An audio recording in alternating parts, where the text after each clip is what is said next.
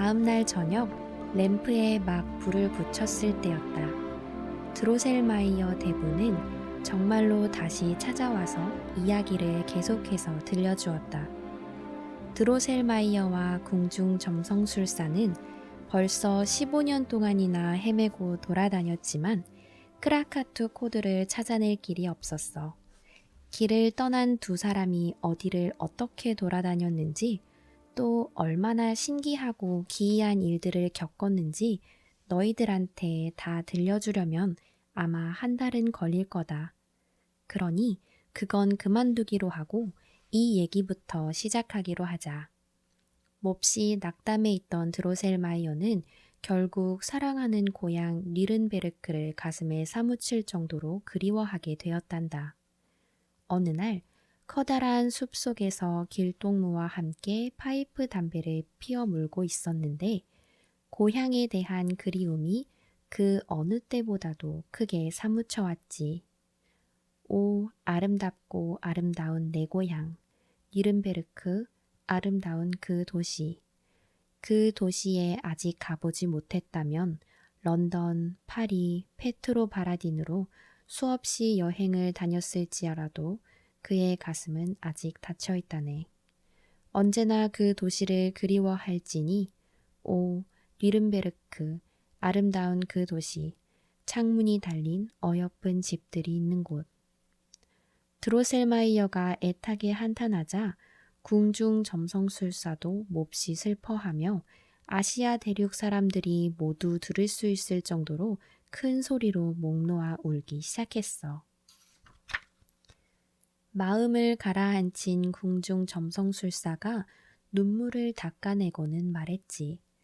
경애하는 친구여, 우리가 이곳에 앉아 울고 있을 까닭이 어디에 있나? 이 길로 곧장 뉘른베르크로 가면 그만 아닌가? 그 고약한 크라카투 코드를 어디서 어떻게 찾아내든 찾아내기만 하면 되는 것 아닌가? 드로셀마이어도 그 말에 마음을 놓고 자네 말이 맞네 하고 대답했지. 그래서 두 사람은 곧바로 자리에서 일어나 파이프 담배를 털어 비웠어. 그런 다음 아시아 한복판에 있는 숲에서 빠져나와 곧장 뉘른베르크로 갔지. 두 사람은 뉘른베르크에 도착하자마자 당장 드로셀마이어의 사촌인 크리스토프 차가리아스 드로셀마이어를 찾아갔어. 크리스토프는 인형 제작자이자 칠장이며 도금장이었는데 두 사람은 긴 세월 동안 서로 만나보지 못했어. 시계 제작자인 드로셀마이어는 사촌인 크리스토프에게 피를리파트 공주와 마우제링크스 부인과 크라카투 코드에 대한 얘기를 모두 들려주었단다. 크리스토프는 몇 번이나 손뼉을 치면서 와, 그거 참 신기하군 이라고 소리치며 무척이나 놀라워했지. 드로셀마이어는 머나먼 여행길에서 겪은 모험담을 계속해서 들려주었단다. 2해 동안 대추왕과 함께 지낸 이야기며 아몬드 제후에게 모욕적으로 거절당한 이야기며 다람쥐 마을에 있는 자연연구단체에 물어보기도 했지만 헛수고였다는 이야기도 모두 들려주었어. 한마디로 말해서 크라카투 코드에 대한 단서는 전혀 찾을 길이 없었다는 얘기였지. 이야기를 듣는 동안 크리스토프 차가리아스는 몇 번이나 손가락으로 딱딱 소리를 내기도 하고 한 발로 중심을 잡고 서서 빙그르르 돌기도 하고 혀를 끌끌 차기도 했어. 그러다가 나중에는 어이구 세상에 이럴 수가 하고 소리치더니 마침내 모자며 가발까지 훌렁 벗어던지고 사촌을 와락 끌어안았지. 사촌, 사촌, 사촌은 이제 살았어. 이제 살았다고. 내가 잘못 알고 있는 게 아니라면 내가 바로 그 크라카투 코드를 갖고 있단 말일세. 크리스토프 차가리아스는 곧 상자 하나를 가져오더니 황금을 입힌 중간 크기의 호두를 꺼내 보였단다. 자, 이걸 보게. 이 호두에는 특별한 사연이 얽혀 있다네. 여러 해 전 크리스마스 무렵이었는데 낯선 남자가 호두가 가득 든 자루를 짊어지고 이곳에 와서 호두를 팔았지. 그런데 내 인형 가게 바로 앞에서 싸움이 붙은 거야. 이곳의 호두 장소는 낯선 사람이 와서 호두를 파는 게 탐탁지 않았던 게지. 낯선 호두 장수는 싸움을 건 이곳 호두 장수와 맞붙어 싸우려고 호두가 든 자루를 땅에 내려놓았어. 그런데 바로 그 순간 짐을 잔뜩 실은 수레가 자루 위로 지나가는 바람에 자루에 들어있던 호두가 딱 한 개만 빼고 모두 깨지고 말았지. 호두 장수는 나에게 이상 야릇한 미소를 지어 보이며 1720년에 만들어진 20냥짜리 새 은하를 주고 그 호두를 사라고 했다네. 나는 그 호두가 근사해 보이기도 했지만 호두 장수가 요구하는 은화가 마침 호주머니 속에 들어 있었지. 그래서 호두를 사서 겉에 황금을 입혔어. 내가 왜 그렇게 비싼 값을 치르고 호두를 사서 여태 소중히 간직해 왔는지 그 이유는 나도 잘 모르겠네. 처음에는 사촌이 갖고 있는 호두가 정말로 여태 찾아 헤매던 크라카툭 호두가 맞는지 의심스러웠어.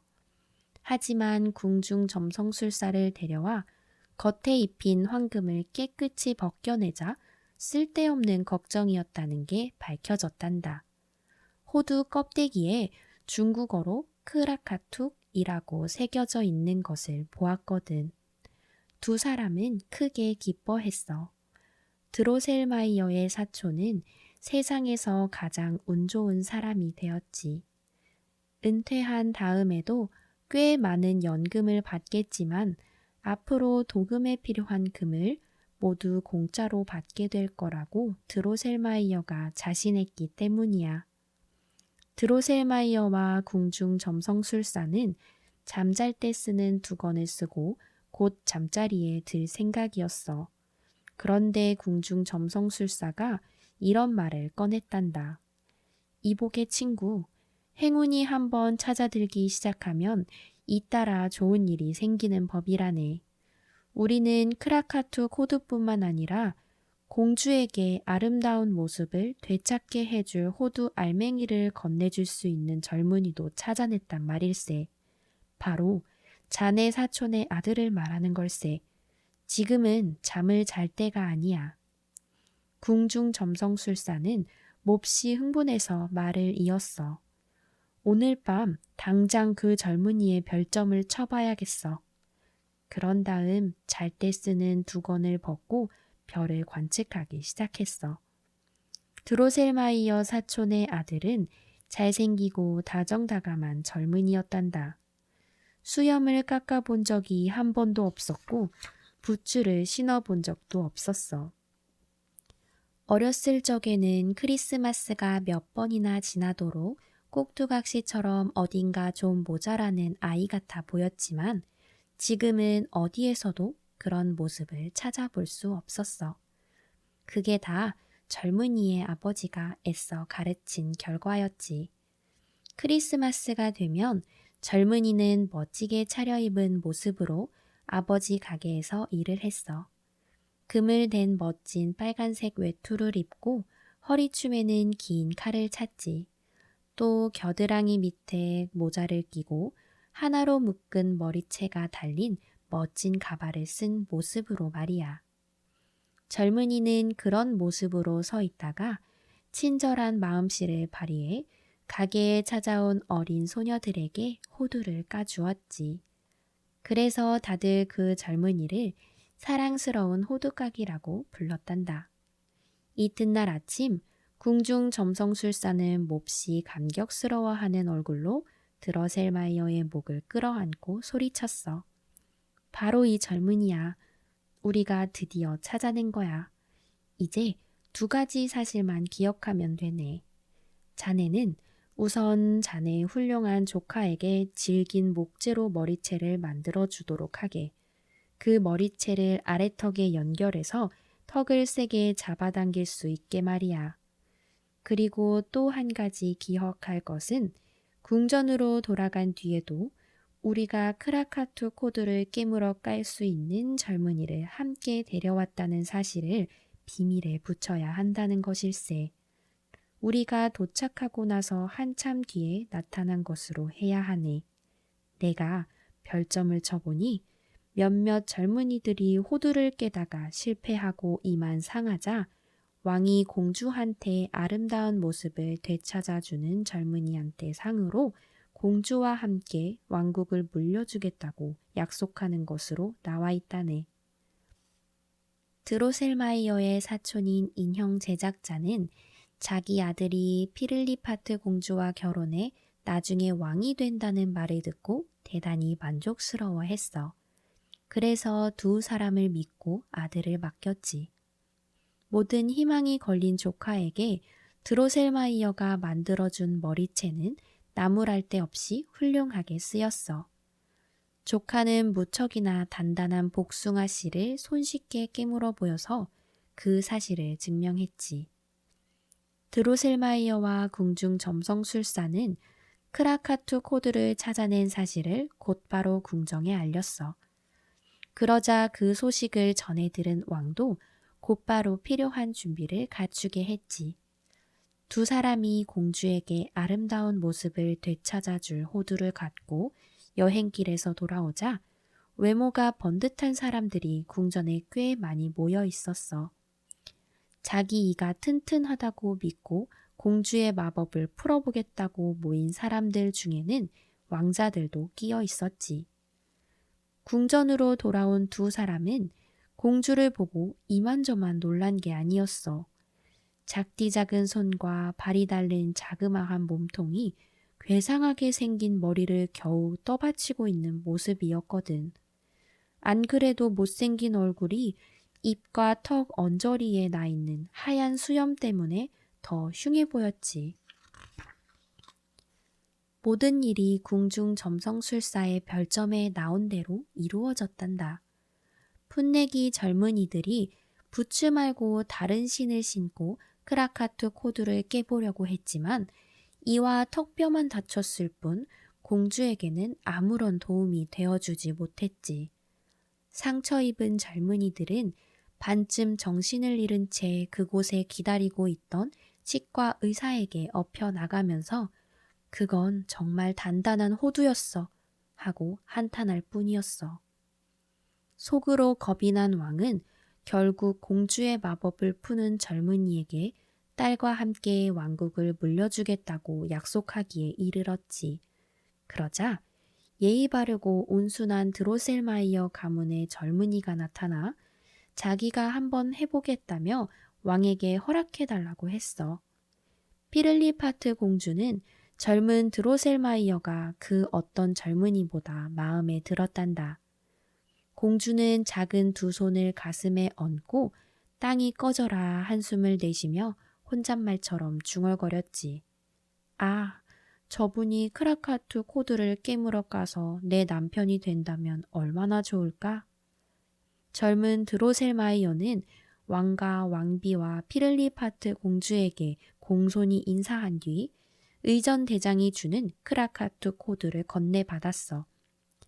그런 다음 망설이지 않고 호두를 입에 물고 머리채를 세게 잡아당기자 따다닥 하고 호두 껍데기가 여러 조각으로 부서졌어. 젊은 드로셀마이어는 솜씨 좋게 손을 돌려 호두 알맹이를 깨끗이 다듬었어. 그러고는 오른발을 뒤로 빼고 공손히 절을 하며 공주에게 호두를 건넨 뒤 눈을 감은 채로 뒷걸음질을 치기 시작했지. 공주가 그 자리에서 당장 호두 알맹이를 삼키자 정말 기적 같은 일이 벌어졌어. 흉한 모습은 온데간데 없이 사라지고 천사같이 아름다운 여인의 모습으로 돌아온 거야. 공주의 얼굴은 백합처럼 하얗고 두 뺨은 장미처럼 빨갛고 고운 비단실로 짜놓은 것 같았어. 두 눈은 파란 보석처럼 빛났고 곱슬곱슬한 머리카락은 황금실이 돌돌 말려있는 것 같았지. 온 국민이 환호성을 지르는 가운데 트럼펫을 불고 북을 치는 소리가 울려 퍼졌단다. 왕을 비롯해 궁전 사람들 모두가 피를리파트 공주가 태어났을 때처럼 한쪽 발을 들고 껑충껑충 뛰면서 춤을 추었지. 그런데 너무나도 기쁜 나머지 왕비가 정신을 잃고 쓰러지고 말았지 뭐냐. 그래서 오두콜로누를 뿌려주어야 했어. 아직 7걸음을 다 떼지 못한 젊은 드로셀마이어는 요란한 환호성과 음악 소리 때문에 몹시 당황했지만 정신을 똑바로 차리고 오른발을 들어 마지막 걸음을 내디디려고 했어. 바로 그 순간 마우제링크스 부인이 소름이 끼칠 정도로 찍찍거리고 씩씩거리면서 마룻바닥에 나 있는 틈새로 나온 거야. 오른발을 내려놓던 드로셀마이어는 마우제링크스 부인을 밟고 비틀거리다가 하마터면 넘어질 뻔했어. 아, 이런 불행한 일이 일어나다니. 젊은 드로셀마이어가 피를리파트 공주의 이전 모습처럼 흉하게 변하고 만 거야. 몸통이 쪼그라들어서 커다랗고 못생긴 머리를 겨우 떠받친 모습이었지. 큼지막한 눈은 앞으로 툭 튀어나왔고 입은 하품이라도 하듯 크고 흉하게 벌어져 있었어. 머리채가 달려있던 자리에는 나무로 된 폭이 좁은 외투가 덮여 있었고 그 외투로 턱뼈를 움직일 수 있게 되었지. 시계 제작자와 점성술사는 너무나 놀란 나머지 거의 제정신이 아니었어. 두 사람은 마우제링크스 부인이 피투성이가 되어 바닥에 뒹구는 것을 보았어. 자신이 저지른 몹쓸짓 때문에 벌을 받은 셈이었지. 젊은 드로셀마이어가 뾰족한 두 굽으로 마우제링크스 부인의 목을 너무 세게 밟아서 목숨까지 잃게 된 거야. 마우제링크스 부인은 숨이 끊어지기 직전에 모진 고통 속에서도 애절하게 찍찍거리며 말했어. 오 크라카툭 단단한 호두여, 너 때문에 내가 죽어야 하다니. 히히 크크, 잘난 호두까기 녀석, 너 또한 죽을 운명에 처했으니 7 왕관을 쓴 내 아들이 네 녀석에게 복수할 테니 이 어미의 원수를 갚아줄 테니 두고 봐. 이 호두까기 녀석, 오 싱싱하고 아름다운 삶이여, 이제 너에게 작별을 고하노니 오 죽음의 고통이여. 찍. 마우제링크스 부인이 비명을 지르며 숨을 거두자 궁중에서 불 때는 일을 맡은 신하가 부인을 밖으로 내갔지. 젊은 드로셀마이어에게 관심을 두는 사람은 아무도 없었어. 하지만 공주는 왕이 약속한 것을 떠올리게 했고 왕은 영웅이 된 젊은이를 자기 앞으로 데려오라고 명령했어. 막상 못생긴 얼굴을 한 불행한 젊은이가 앞으로 나오자 공주는 두 손으로 얼굴을 가리며 소리소리 질러댔어. 꼴도 보기 싫은 이 호두까기를 어서 밖으로 내보내요, 어서. 의전대장은 곧바로 젊은이의 작은 어깨를 움켜잡고는 문 밖으로 내던졌어. 왕은 한낱 호두까기 따위를 왕의 사위로 앉히려고 이를 꾸몄다며 불같이 화를 냈지. 그리고 시계 제작자와 점성술사에게 책임을 모두 떠넘기면서 두 사람을 궁전에서 영원히 쫓아냈어. 그런 일은 점성술사가 뉘른베르크에서 쳐본 별점에는 나와 있지 않았지. 하지만 점성술사는 그런 일에도 아랑곳하지 않고 별을 관측하여 별점을 치는 일을 멈추지 않았단다. 젊은 드로셀마이어가 호두까기라는 새 신분으로 잘 지낼 수 있을지, 또 겉모습은 흉하게 변했어도 왕자가 되고 왕이 될 수 있는지 알아보고 싶었거든. 점성술사가 별점을 쳐보니 드로셀마이어가 제 모습을 되찾으려면 머리가 7개 달린 생지왕을 물리쳐야 한다고 나왔어. 생지왕은 마우제링크스 부인이 7 아들을 잃고 새로 낳은 아들이었지. 또 한 가지 조건은 드로셀마이어가 아무리 못생겼어도 한 아가씨가 진심으로 사랑해 주어야 한다는 것이었어. 사람들 말에 따르면 크리스마스 무렵 호두까기이면서 왕자이기도 했던 젊은 드로셀마이어를 니른베르크에 있는 자기 아버지 가게에서 정말로 볼 수 있었다고 하는구나. 얘들아, 이게 바로 단단한 호두에 대한 동화란다. 이제 너희들도 사람들이 왜 어려운 문제나 해결하기 힘든 일이 생길 때마다 그건 정말 너무 단단한 호두였어 하고 말하는지, 또 호두까기 인형이 왜 그렇게 못생겼는지 잘 알았겠지. 고등법원 판사는 이렇게 이야기를 마쳤다. 마리는 피를리파트 공주가 아주 뻔뻔스럽고 은혜도 모르는 아이라고 생각했다. 그리고 프리츠는 호두까기 인형이 진정한 사내 대장부라면 생지왕을 단칼에 물리쳐서 전처럼 멋진 모습을 되찾을 거라고 굳게 믿었다.